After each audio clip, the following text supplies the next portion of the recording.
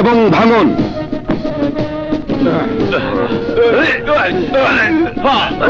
পারা যায় না তো,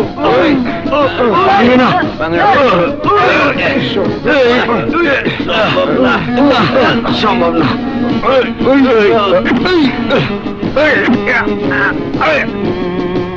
এর মাধ্যমে আমি আপনাদেরকে বোঝাতে চেয়েছি 10-এর লাঠি 1-এর বোঝা।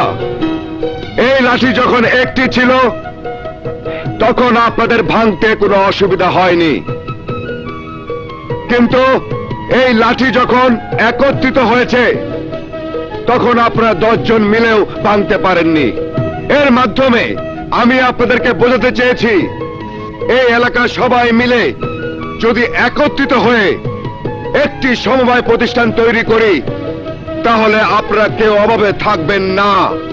সাহেব, আপনি কি বলতে চান আর কি করতে চান খুইলা কন। আপনারা যদি আমার প্রস্তাবে রাজি হন তাহলে আমি সব খুলে বলবো।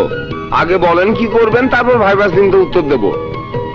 আমরা গাছ লাগাবো, মৎস্য চাষ করব, গরু ছাগল হাঁস মুরগি পালন করব, কৃষি খামার করব, বাস ট্রাক সমবায় সমিতি করব এবং যেসব খালের গভীরতা কমে গেছে প্রয়োজনে আমরা সেসব খাল খনন করব। আপনি যেসব কথা কইছেন খুব ভালো কথা, কিন্তু এইসব করতে টাকা লাগবো। টাকা পাবেন কোথায়? টাকার কোনো সমস্যা নয়, টাকা সংগ্রহের দায়িত্ব আমার, আর আপনারা দেবেন শ্রম। একটা শেষ প্রশ্ন করি, এই কাজে যা লাভ হবে তা পাবে কিনা?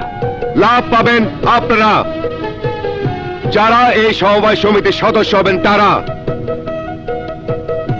এবার বলুন আপনারা রাজি আছেন কি না? আবার বলুন, আবার বলুন। আপনাদের সবাইকে ধন্যবাদ। বাবা, তোমার ভাইয়ের ছেলে এখন করবে সমবায় সমিতি।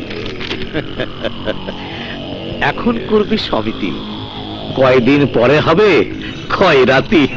না বাবা, লন্ডনে থেকে পড়াশোনার পাশাপাশি চাকরি করে কিছু মালপানিও কামিয়েছে। রোকেয়া, তুমি কোথায়? জলদি এসো, জলদি এসো।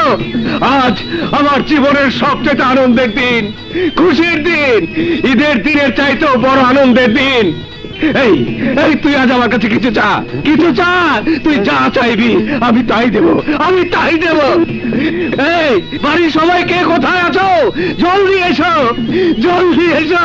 রোকেয়া, রোকেয়া, জলদি এসো। হুজুর, খুশির সংবাদটা আমাকে বলুন, আমি ঢোল বাজিয়ে এলাকাবাসীকে জানিয়ে দেব। আমার ছেলে, আমার ছেলে 100 বিঘা জমির উপরে খামার বাড়ি করবে। সেখানে গরু ছাগল হাঁস মুরগি থাকবে, মৎস্য চাষ হবে। ওই এলাকার শত শত মানুষের কর্মসংস্থান হবে, বেকারত্ব দূর হয়ে যাবে। আরে দেখতে হবে না, দেখতে হবে না ছেলেটা কার।